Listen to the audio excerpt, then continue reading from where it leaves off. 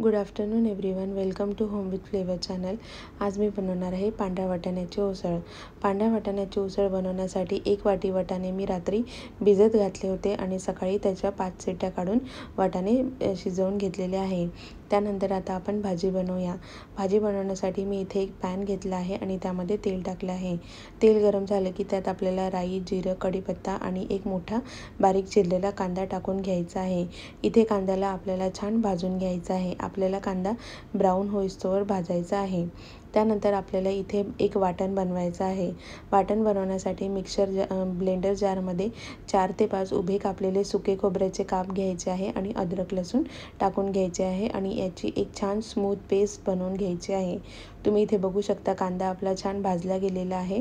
तर यात मी ही पेस्ट टाकून घेणार आहे। त्यानंतर पेस्ट टाकल्यावर हे आपल्याला छान मिक्स करून घ्यायचं आहे आणि छान परतवून घ्यायचं आहे।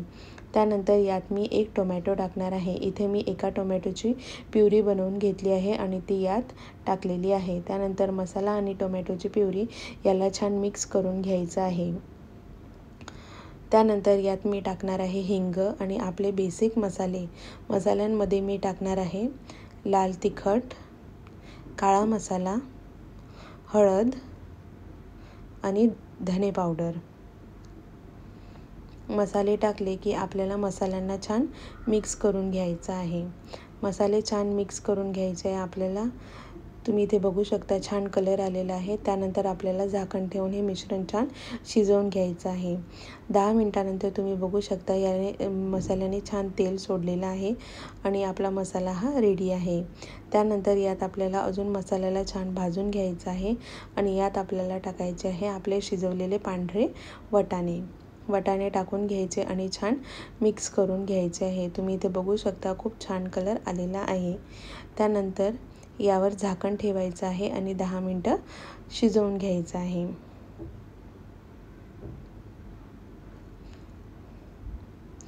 दहा मिनिटानंतर तुम्ही बघू शकता भाजीला छान तेल सुटलेलं आहे। आता मी यात गरम पाणी ॲड करणार आहे।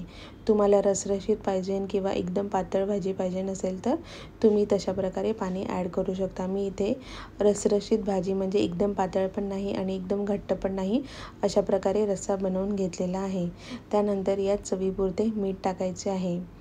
मीठ टाकल्यानंतर आपल्याला भाजी छान मिक्स करून घ्यायची आहे आणि 10 ते 15 मिनिटं आपल्याला अजून झाकण ठेवून भाजी ही शिजवून घ्यायची आहे। 10 ते 15 मिनिटानंतर तुम्ही बघू शकता भाजीला छान तेल सुटलेलं आहे आणि इथे आपली भाजी रेडी आहे। यात आपल्याला कोथिंबीर टाकायचं आहे आणि अशा प्रकारे आपली भाजी ही रेडी आहे। कोथिंबीर टाकल्यावर आपल्याला मिक्स करून घ्यायचे आहे आणि भाजी आपल्याला सर्व करायची आहे। तुम्ही याला भातासोबत किंवा पराठ्यांसोबत पण खाऊ शकता। अशा प्रकारे इथे भाजी रेडी आहे। तुम्हीही करून बघा आणि कमेंट बॉक्समध्ये कळवा कशी झाली ती आणि माझ्या चॅनलला नक्की सबस्क्राईब करा। थँक्यू।